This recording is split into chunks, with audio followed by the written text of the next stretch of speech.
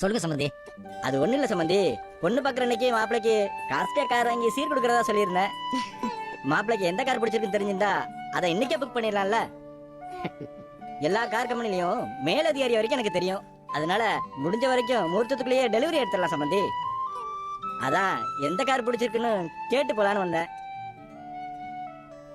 இதெல்லாம் பல கார் ஷோரூம்ல போய் வாங்கிட்டு வந்த மாடலு. இத பார்த்து நீங்களே முடிவெடுங்களேன். இதெல்லாம் எதுக்கு எம்எல்ஏ கேட்டுக்கிட்டு? உங்களுக்கு எது சௌரியமா இருக்கோ அதை பண்ணிட்டு போயிட வேண்டியது தானே? அப்படி இல்லைங்கயா, நமக்கு பிடிச்சிருக்குன்னு ஒண்ணு வாங்கி கொடுத்து அது மாப்பிள்ளைக்கு பிடிக்காம போயிடக்கூடாதுல்ல. நீங்க சொல்றது வாஸ்தவம் தான் சம்பந்தி. ஒரு நிமிஷம் இருங்க, என் பிள்ளைய வர சொல்றேன். சரி. ஏய் சித்ரா, சீக்கிரம் அவனை வர சொல்லுமா. அவனை சீக்கிரம் வர சொல்லு. அம்மா, எல்லாமே சூப்பரா இருக்குமா.